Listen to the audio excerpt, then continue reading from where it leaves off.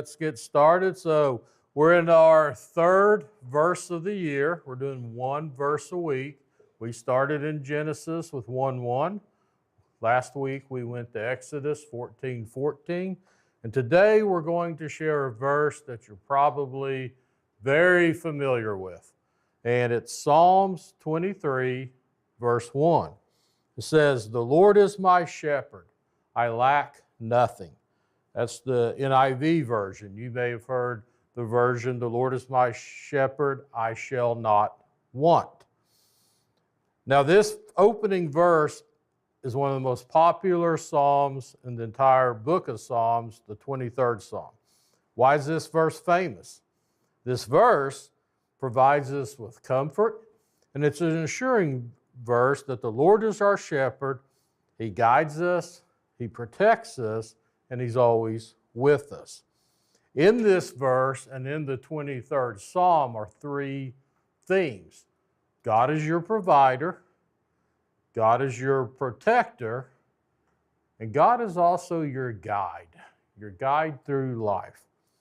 So if you talk about explaining a short explanation of this verse, the verse comes from Psalms. Psalms are a collection of ancient poems, songs, and literature that was composed by a lot of authors, but predominantly King David. And King David is credited with writing the 23rd Psalms. And this verse and the entire psalm is popular because it's always been used as a point of comfort. It's one of the most read verses in Psalms at funerals and other get-togethers, and anytime comfort is needed, whether it's in a hospital or something, the 23rd Psalm is repeated. So let's just read Psalms 23. "The Lord is my shepherd, I lack nothing. He makes me lie down in green pastures. He leads me beside quiet waters. He refreshes my soul. He guides me along the right path for His name's sake. Even though I walk through the darkest valley, I will fear no evil, for You are with me. Your rod and Your staff, they comfort me. You prepare a table before me in the presence of my enemies. You anoint my head with oil. My cup overflows. Surely Your goodness and love will follow me all the days of my life, and I will dwell in the house of the Lord forever." Now, this psalm, we know that King David, when he was a young boy, was a shepherd. And this psalm is written from the perspective of a shepherd. And it was done so in this time because it would have had a lot of relevancy to the people reading it, because shepherding was such a common trade. Okay, they were like the tradesmen of their time, and it was a big endeavor, and to be a shepherd related to a lot of people. Now, I don't know any shepherds right now. I don't think shepherding's a big business, but we think of ranchers and farmers and other endeavors. But the entire psalm relates to shepherding. The Lord is my shepherd, okay? He makes me lie down in green pastures, and He leads me beside quiet waters. That would relate to shepherds. Their job was to take the sheep out, get them watered, get them rest, get them some exercise. These verses would tie and relate to a shepherd. He guides me along the right path, because shepherding would mean knowing your terrain, knowing the paths, knowing where the water, where the green grass was, and there were various paths that the shepherds would know like maps in their head. Even though I walk through the darkest valley, shepherding was in a hilly country, and sometimes you would be up on the mountaintop, but to get to the next place, you would have to go through a valley. And in this time, there were lots of predators. There were lions and bears and all that good stuff. Your rod and your staff, they comfort me. Shepherds carried a rod and a staff. They would use it to ward off predators and for various self-defense to protect their sheep. You prepare a table before me.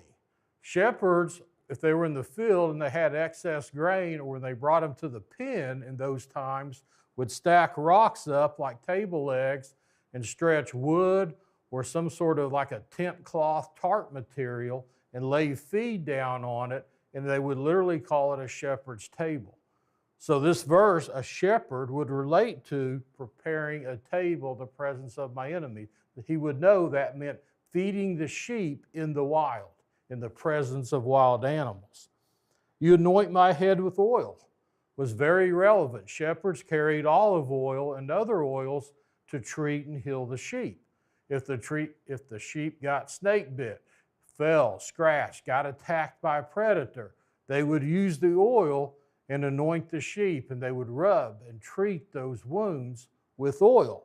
So as they're reading this psalm, this poem, it related directly to shepherds. And they know that if they just follow their shepherd, the goodness and the love will follow them all their life. So the psalm written by David by a shepherd was related to shepherds and the people and the workers of that time. And we can actually take it now and relate it to today's world, because we live in a dark, scary world today. But see, the Lord wants to be your shepherd. There was a man in California. He was a big deer hunter. And he lived in the mountainous areas of kind of the northeastern part of California there. And he always drove by this ranch that had these beautiful fields, and the foothills of the mountains were behind him. And he always wanted to hunt there. So one day, he decides, I'm going to pull into this ranch, and I'm going to ask the owner permission to hunt his ranch.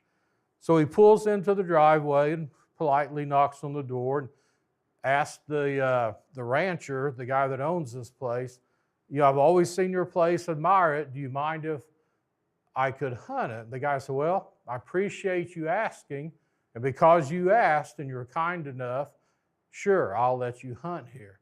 He goes, well, that's awesome. Do you mind if I get in my truck and drive through the gate and just kind of quickly survey the pastures and the fields back there? He says, no problem, but I better go with you. I'll have to ride with you. The guy said, all right, it's his place. So they hop in the truck, they go through the gate, and they're kind of driving along this wide open field. And this guy's really excited. There are streams and meadows. You can see the mountain drops and the foothills in the background. This place has got to be loaded with deer. And he's just cruising along in his truck, looking left to right. And the owner says, you better slow down. In fact, it's time to stop. The guy, okay. And he stops and he goes, get out of the truck. I want to show you something. They get out of the truck and walk. 30 yards in front of the truck is a massive fault in the earth. And it stretches the entire length of the ranch. As far as you can see to the right and to the left, it's 30 feet wide, and you cannot see the bottom. It's an old volcanic, I think they call them fissures, where the ground has faulted. You see the movies where there's earthquakes and the ground separates. They walked to the edge, and it was sharp, jagged rocks. You cannot see the bottom. You could even feel a mist and airflow bubbling up from deep down in the earth, and it's 30 feet wide. And the farmer says, this is what I wanted to show you.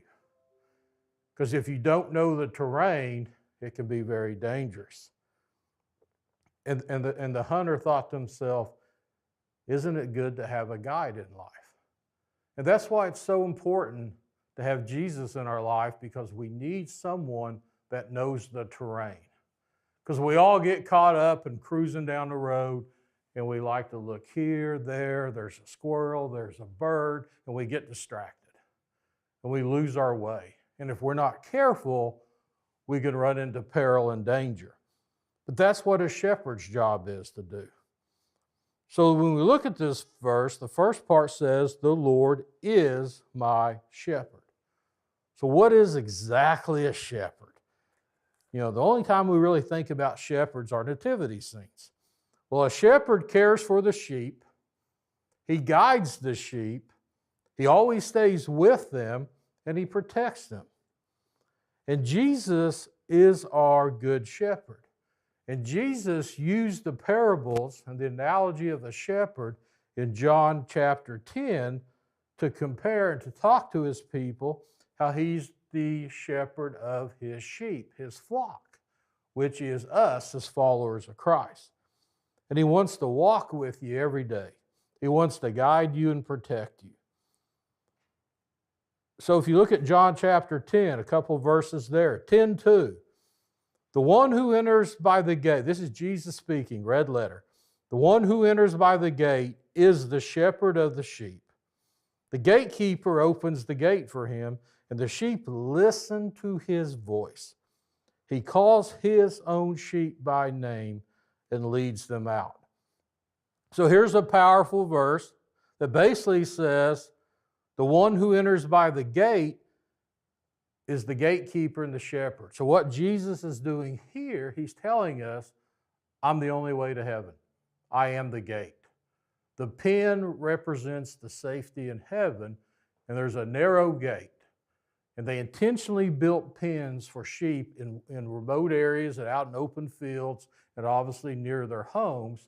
And they would walk the sheep through a narrow gate so they could count them and make sure they were all there. But it was a narrow gate so they could get it done in an orderly fashion.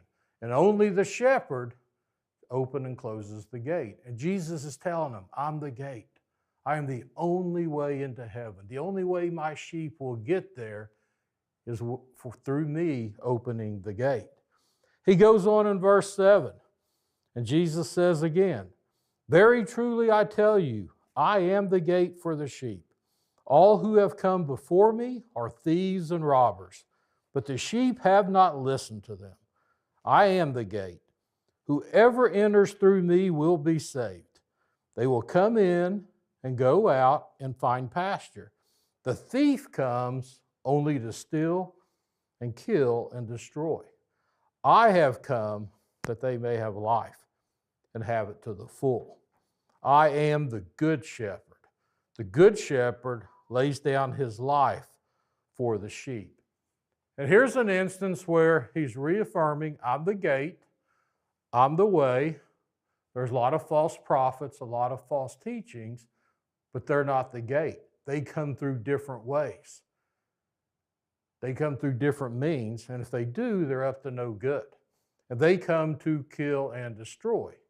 Because thieves and robbers were always trying to steal sheep back in the time because they had value. They could be resold. They could shear the wool. They could slaughter the sheep and make meat. And Jesus goes further by saying, I am the good shepherd, and I laid down his life for the sheep. And he is foreshadowing his own death, that he's willing to lay his life on a cross and die for each and every one of us. And that's what a good shepherd does. And why it's critical, the people understood what laying down your life for sheep meant.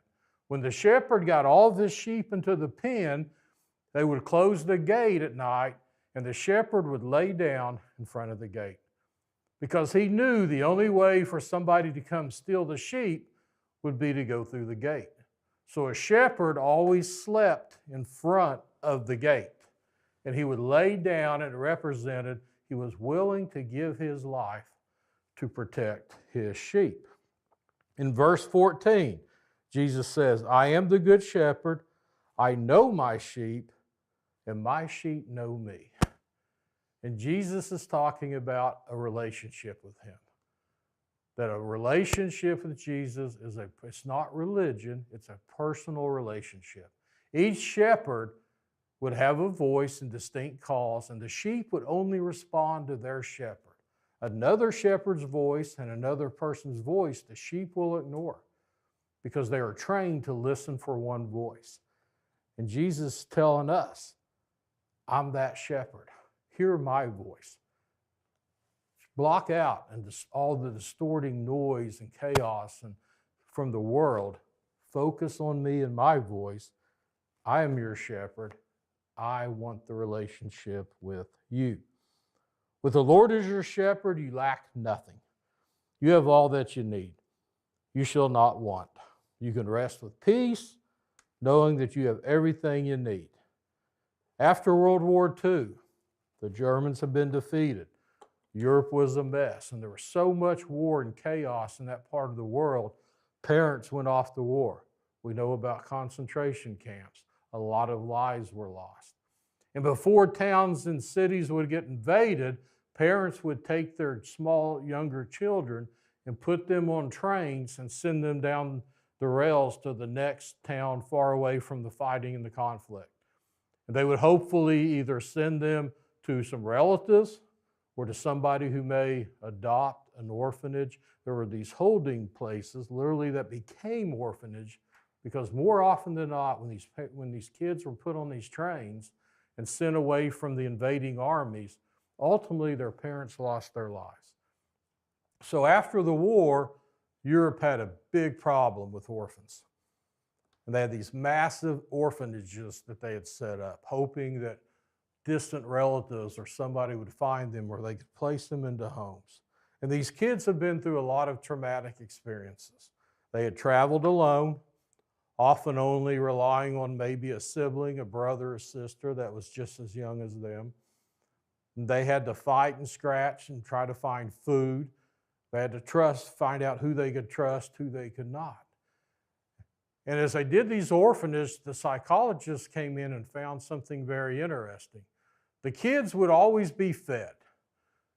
And the U.S. was helping make sure they had plenty of food, and everybody was chipping in. So the kids would have dinner, and then they would be put to bed. But the kids, understandably, were very restless at night.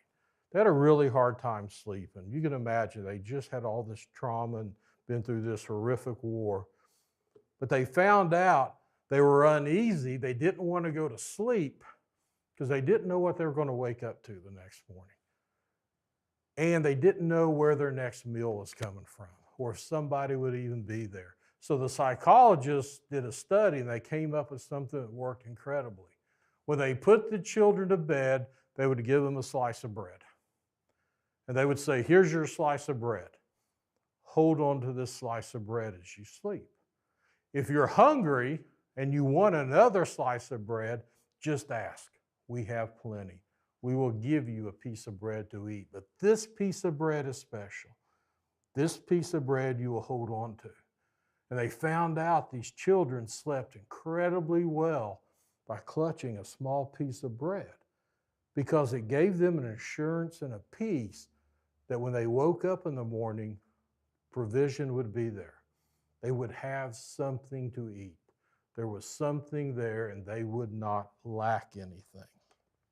So for us, our question today is, where do you feel you're lacking?